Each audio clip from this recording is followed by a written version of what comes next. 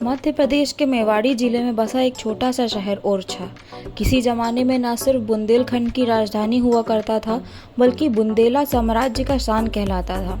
16वीं शताब्दी में राजपूत महाराजा रुद्र प्रताप सिंह के द्वारा बसाया गया ओरछा अपने किले के लिए तो प्रसिद्ध है ही, लेकिन यहाँ के प्राचीन मंदिर भी बहुत खूबसूरती से बनाए गए हैं। यही नहीं, ये भी बताया जाता है कि भगवान राम और ओरछा का नाता करीब 450 साल पुराना है, जिसकी वजह से यहाँ भगवान राम को राजा की तरह पूजा जाता है और उनका यहाँ मंदिर भी है, जिसको राम राजा मंदिर के नाम से जाना जाता है। मध्य प्रदेश के भोपाल से लगभग 332 किलोमीटर और उत्तर प्रदेश के झांसी से केवल 17 किलोमीटर की दूरी पर स्थित ओरछा किले का इतिहास काफ़ी दिलचस्प है। इस किले में जो चित्रकारी की गई है वो काफ़ी खूबसूरत है। जो रामायण और भागवत गीता से जुड़े चित्र इतने खूबसूरत हैं कि आप इनको देखते ही रह जाएंगे। सो फ्रेंड्स, आज का वीडियो स्टार्ट करते हैं। आप अगर हमारे चैनल में नए हैं, चैनल को सब्सक्राइब करें, वीडियो को लाइक करें और अपने फ्रेंड्स के साथ ज़रूर शेयर करें। ओरछा किला मध्य प्रदेश में झांसी से 16 किलोमीटर दूर वेतवा नदी पर है। किले का निर्माण 16वीं शताब्दी में बुंदेला वंश के राजा रुद्र प्रताप सिंह ने करवाया था।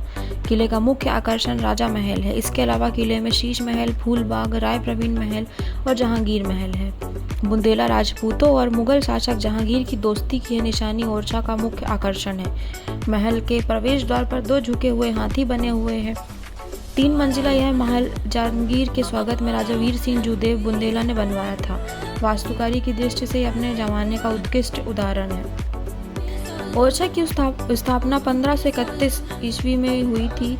बुंदेला प्रमुख रुद्र प्रताप सिंह द्वारा, जो ओरछा के पहले राजा बने 1501 से 1531 ईस्वी तक, और उन्होंने ओरछा का किला भी बनवाया। 16वीं शताब्दी में ओरछा के बुंदेला शासक मधुरकर शाह की महारानी कुंवरी गणेश अयोध्या से रामलला को ओरछा लाई थी, लेकिन इसके लिए महारानी को श्री राम की 3 शर्तें माननी पड़ी थी। पौराणिक कथाओं के अनुसार जब ओरछा के शासक मधुरकर शाह कृष्ण भक्त हुआ करते थे और उनकी पत्नी रानी कुंवरी गणेश भक्त हुआ करती थी।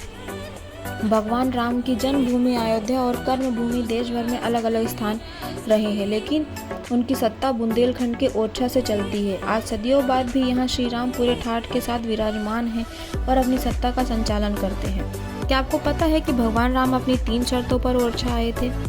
अयोध्या में आपने देखा होगा कि रामलला की बाल लीलाओं की जीवंत स्मृतियां हैं। ठीक उसी तरह रामलला बुंदेलखंड के ओरछा में श्री राम राजा के रूप में विराजमान हैं। 4 पहर की आरती राजसी वैभव के साथ उन्हें पहरे पर खड़े सिपाही सहस्त्र सलामी देते हैं और राम यहाँ के जनजीवन की सांसों में धड़कते हैं। अयोध्या और ओरछा का करीब 600 वर्ष पुराना नाता है। 16वीं शताब्दी में ओरछा के शासक मधुरकर शाह की महारानी कुंवरी गणेश अयोध्या से रामलला को ओरछा लाई थी, लेकिन इसके लिए महारानी को श्री राम की 3 शर्तें माननी पड़ी थी। पौराणिक कथाओं के अनुसार जब ओरछा के शासक मधुरकर शाह कृष्ण भक्त हुआ करते थे और उनकी पत्नी रानी कुंवरी गणेश राम भक्त थी, जब प्रभु दर्शन को लेकर एक बार उनके यहाँ चर्चा हुई तो सबसे बड़ा सवाल यह आ गया कि आखिर वृंदावन जाएं या अयोध्या।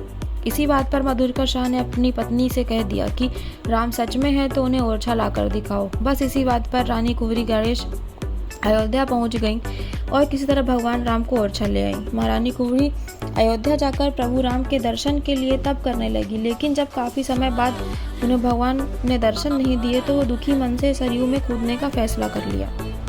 लेकिन जैसे ही उन्होंने सरयू की ओर कदम बढ़ाया, भगवान श्री राम बाल रूप में उनकी गोद में आकर बैठ गए। तभी महारानी ने उन्हें ओरछा चलने को कहा।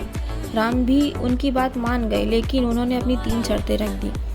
पहली शर्त भगवान राम ने यह कहा कि मैं अयोध्या से ओरछा जाकर जिस जगह बैठूंगा, इस स्थान से मैं फिर उठूंगा नहीं। दूसरी शर्त में कहा कि ओरछा के राजा के रूप में विराजित होने के बाद किसी दूसरे की सत्ता नहीं रहेगी। और रामलला की तीसरी शर्त में उन्होंने खुद को बाल रूप में पैदल एक विशेष पुष्य नक्षत्र में साधु संतों के साथ ले जाने की थी। इसके बाद महारानी के शर्तें मानने के बाद महाराजा ओरछा आ गए और तब से भगवान राम यहाँ के राजा के रूप में विराजमान हैं।